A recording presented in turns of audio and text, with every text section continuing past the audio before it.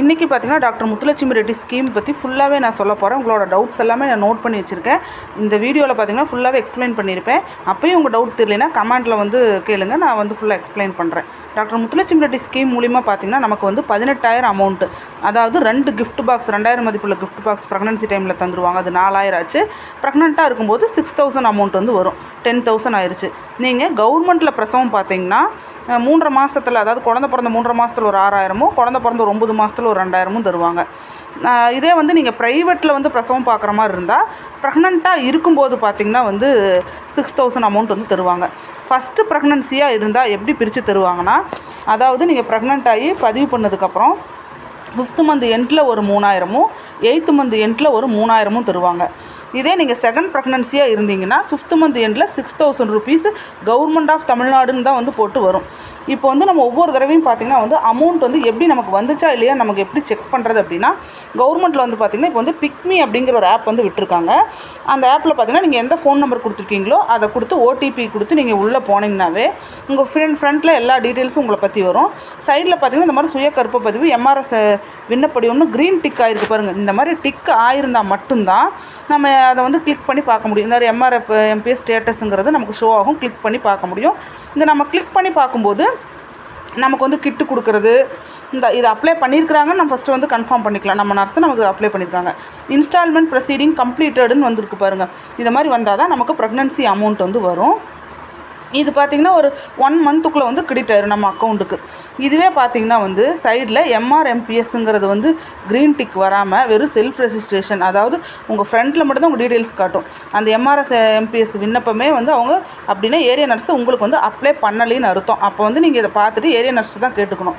நீங்கள் போய் அப்படியே அதை வந்து கிளிக் பண்ணாலுமே இந்த மாதிரி யூசர் நேம் பாஸ்வேர்ட் கேட்கும். மேலே வந்து அப்ளிகேஷன் ஃபார்ம் இருக்கும். இது நம்ம அப்ளை பண்ணோன்னா கண்டிப்பாக நமக்கு வந்து அமௌண்ட் வந்து ஏரியா நர்ஸு போட்டு விட மாட்டாங்க. நீங்கள் இதை ஸ்க்ரீன்ஷாட் எடுத்து அனுப்புங்க. நீங்கள் எனக்கு இன்னும் அப்ளைவே பண்ணலை, எனக்கு எப்படி அமௌண்ட் வரும்னு நீங்கள் ஏரியா நர்ஸ்ட்டை தான் கேட்டுக்க முடியும். வேறு எதுவுமே நம்ம பண்ண முடியாது. நீங்கள் பார்த்திங்கன்னா அடுத்தது பார்த்திங்கன்னா ஆதார் லிங்க்கான அக்கௌண்ட்டை தான் வந்து நாம் எப்பயுமே வந்து கொடுக்கணும். அதை வந்து நீங்கள் வந்து எப்படி செக் பண்ணணும்னா யுஐடிஐ வெப்சைட்டில் போய்ட்டு வந்து செக் பண்ணிக்கலாம். இந்த அப்ளிகேஷன் ஃபார்ம்லேயே பாருங்கள், அந்த எம்ஆர்எஸ் விண்ணப்பத்திலேயே பார்த்திங்கன்னா வந்து ஆதார் சீடான பேங்க் அக்கௌண்ட்டு தான் வந்து கொடுக்க சொல்லி போட்டிருக்கிறாங்க. அதனால் நீங்கள் யுஐடிஐ வெப்சைட்டில் போய்ட்டு உங்களோட பேங்க் அக்கௌண்ட் வந்து நீங்கள் கொடுக்கும்போது இது வந்து லிங்க் ஆகிருக்கான்னு பார்த்துட்டு கொடுங்க. ஏன்னா கன்ஃபார்மாக ஆதாரோட லிங்க்கான அக்கௌண்ட்டுக்கு தான் வரும். போஸ்ட் ஆஃபீஸ் அக்கௌண்ட்டே கொடுத்தாலுமே நீங்கள் ஆதாரோட வந்து லிங்க் பண்ணிவிட்டு யுஐடிஐ வெப்சைட்டில் போய் ஒரு டைம் வந்து செக் பண்ணிக்கங்க. இது எப்படி செக் பண்ணுறதுன்னு பார்த்தீங்கன்னா ப்ளேலிஸ்ட்டில் பிக்மி ஆப்னு ஒரு வீடியோ ஒரு இதே லிஸ்ட்டே இருக்கும். அதில் கிளிக் பண்ணி பாருங்கள். நான் வீடியோ வந்து அதில் போட்டிருப்பேன்.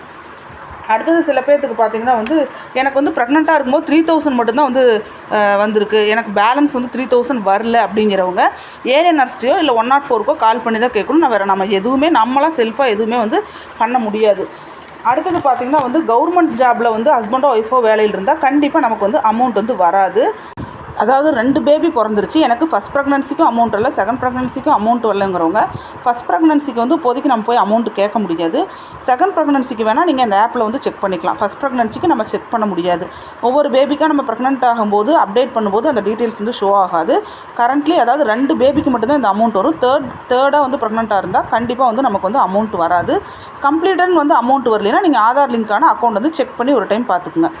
ப்ரைவேட்டில் தான் எனக்கு குழந்த பிறந்தது, ஆனால் வந்து நான் வந்து செக்கப்புக்கு எல்லாமே கரெக்டாக போனேன் அப்படிங்கிறவங்க, ரூபா கூட அமௌண்ட் வராதவங்க பார்த்திங்கன்னா இந்த ஆப் வந்து செக் பண்ணி பாருங்கள். உங்களுக்கு கம்ப்ளீட்டடுன்னு போட்டிருந்தால் நீங்கள் ஏரியா நர்ஸ்ட்டை கேளுங்க, இல்லை 104க்கு கால் பண்ணி பாருங்கள்.